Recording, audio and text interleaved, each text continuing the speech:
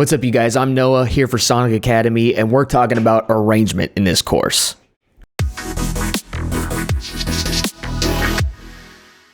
We're going to go through everything from song structure, transition effects, fills, songwriting variation, and pretty much everything you need to know to take your song from just a loop into a finished track.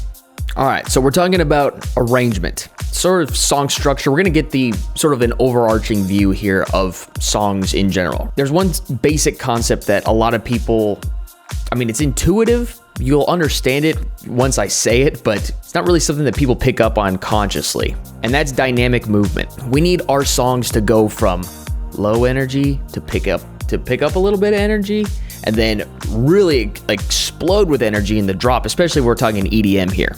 But this could be toned back to much smaller scales of dynamic range, and we're not even talking about dynamic range and volume. I'm talking just about the movement of the song, the dynamics of the song.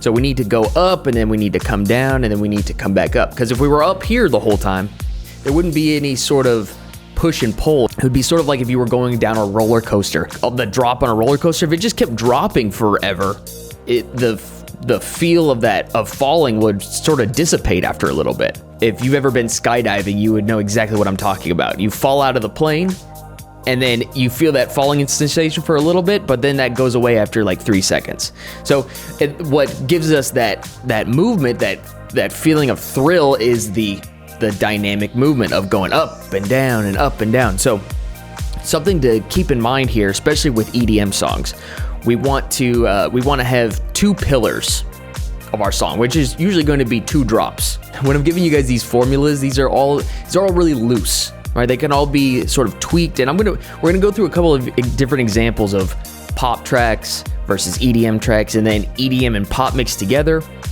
We'll get into that, but what I want to get into first is something called the Golden Gate formula. Okay, so look over here. If you ever heard of the Golden Gate Bridge in San Francisco, you know that has two huge pillars on the bridge, right? We have one and then two. And this is a really great illustration for how we want our tracks to move, right? We have right here, this would be the intro, the very beginning of our song. That's where everything just starts to pick up a little bit. And then right here is where we consider the build up, right? We're building that tension, that energy, and then boom, first drop right there. Now, like I was saying, you can always have 3 drops in a song. If you want to go crazy, you could have 4 drops in a song, but it's all relative, right? This is all just basic understanding here. So right after the first drop, we go into the breakdown. We could bring that energy back down, because we need to have the energy come back down. We want the drop to have impact, right? If we just had drop and then just kept dropping the whole time, there wouldn't be any dynamics. It wouldn't be very fun. So we bring it back down, and this is where we can sort of play with, adding maybe like a verse or something if you have vocals. But in our case, we're making bangers right now. So we're gonna go bring it right back up. Breakdown, then build up number 2, then boom, drop number 2, and then breakdown, and then outro. And that's generally the song structure for most songs. And now in a pop song, it's a little bit different, right?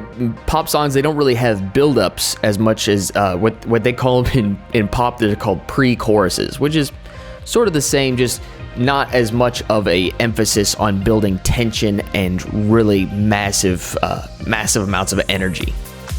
It's still a similar concept. So you'll have, in a pop song, you'll have an intro, a verse, a pre-chorus, a chorus, then you'll usually have another verse, and then you'll have a bridge, which is sort of a variation, sort of a switch up, like a vibe change usually, and then it brings it right back to the chorus, and then outro.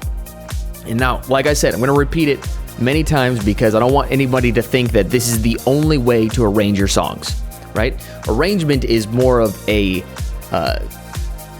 collection of concepts rather than a locked-in formula or a blueprint, right? You can always tweak these things here and there, but we're going to go through a couple of different rules here in the next video that are going to explain a little bit about some things that you'll want to keep in mind to make sure that your tracks feel cohesive and also that they're playable, that DJs want to play them. Because there are some things that you do, if you do them, it'll make it frustrating for a DJ to play your song, and they probably won't play it if they have trouble mixing it in. So that's what we're going to cover in the next video. We'll see you guys there. Thanks everyone for watching. We really appreciate the support from you guys. If you liked this video, then smash that like button. And if you want to be notified about new content, hit the subscribe and the bell notifications. Peace!